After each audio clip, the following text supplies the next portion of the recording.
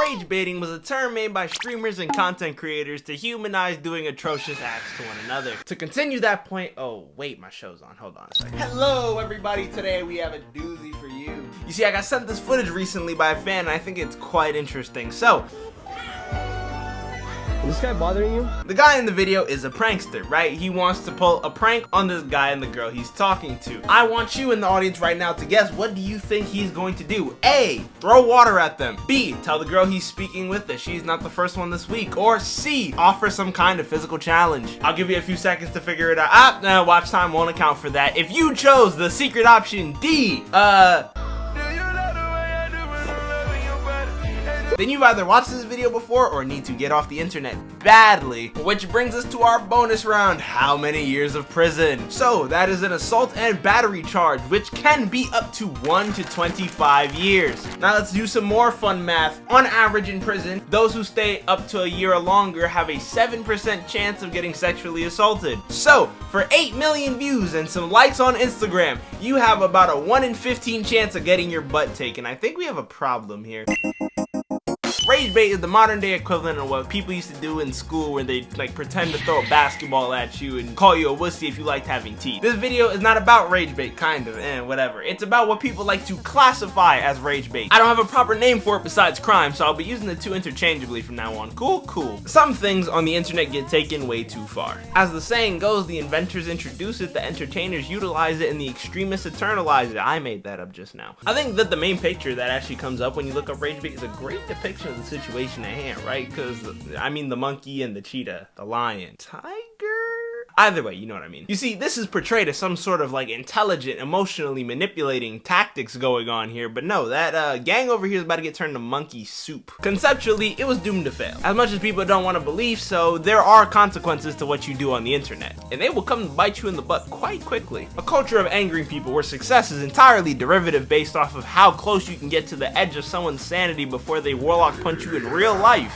can't be good for society, especially when on the internet, everything we push out has an effect on people. As content creators, right? Or, I mean, I don't know if you are, but you might. We have the responsibility of being held accountable for every single thing we put online, every single rhetoric, message, all of that, right? So you gotta be very careful. Because when we do dumb stuff, some people might see that and subconsciously start gaining the same mentality. There's this one dude, right? Who got called the N-word a bunch of times in his chat. He was just opening like Pokemon cards and stuff. And that guy, he's not even a content creator. There's no point of that. He did that for the love of the game, which is really sad to hear. However, the streamer, I don't even know how to aptly describe this. Like he put on some of the best hatred I've ever seen, like condensed in my life. I gotta let the clip speak for itself. Here, come to the mic real quick. To the white guy that called me slurs over and over again in my live stream the other night for no reason, guess what? You're gonna get kicked out of the United States Navy. You know how they tell us that we should be careful what we do on social media because there could be real life consequences? Hi, my name's Real Life Consequence. I've done a thorough background check and now I know everything about you. I know what little town in Texas you're from. I know your name, your phone number, your email address. I've seen your disciplinary records.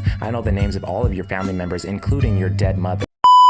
With all this being said, it seems pretty counterintuitive that RageBait got as far as it did. Because people like having friends, you know? Is that crazy to say? Don't get me wrong, RageBaiting per se is not that.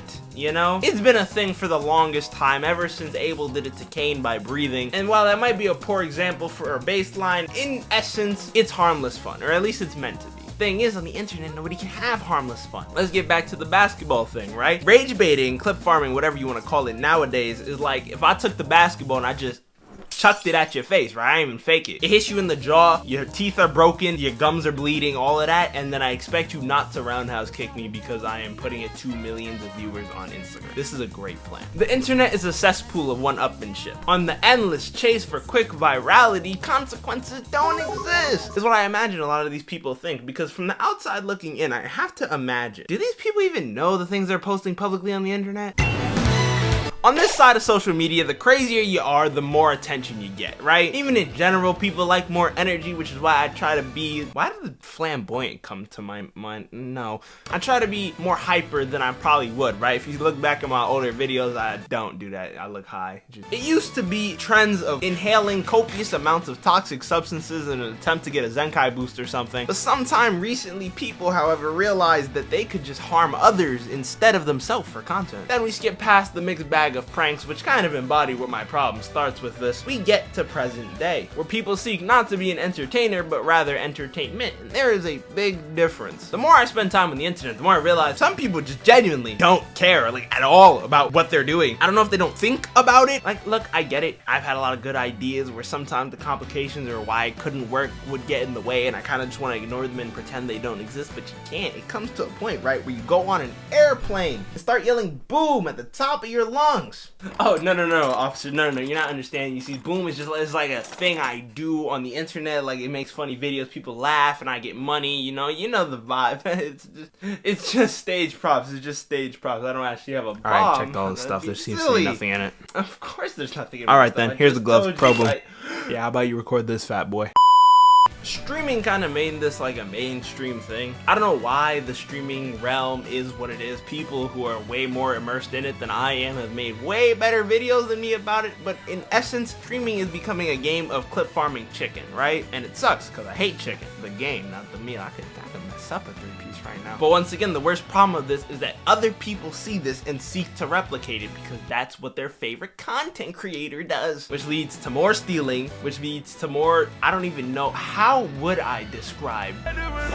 I want people to laugh because of the jokes I make, not the fact that I embody one, you know, or use someone's humiliation as one. I also just would never do it because, you feel me, like, at some point, somebody's gonna take it too far and someone's gonna get aired out, right? I guess you could say the way the lad feel his body that he's really clip farming, you feel me? Ooh, I'm so sorry, why did I do that? I've seen people getting robbed on stream. I've seen people hurting strangers live publicly. There's something so scary, right, about a person who's so desperate that they will literally do or say anything and it comes to furthering their own goals. Even if that goal is the smallest to upset you. And that kind of ruins the art of content creation because it paints the landscape as some sort of barren wasteland, like we're making YouTube videos pretending we're in Mad Max. On the complete opposite end of the spectrum, I've seen people turn down thousands of dollars that would have been given to them free just because they're scared that the person who's being generous forefrontly might be one of those people who, you know, would use fake money or would give you a box of AirPods telling you it's a giveaway and then watch them get arrested as they walk out the store with the, yo,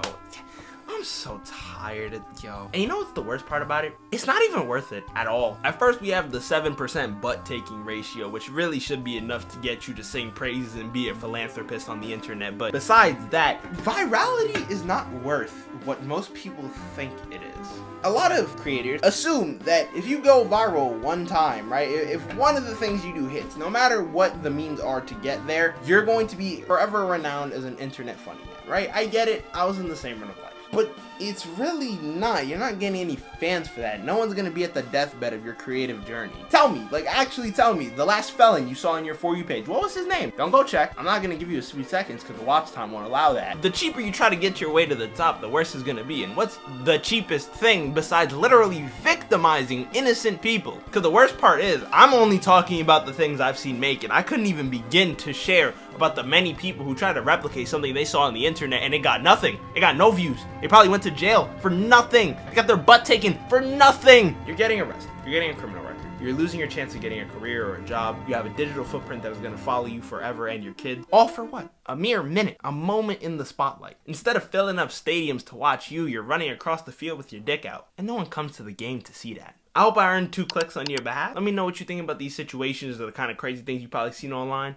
Have a great day.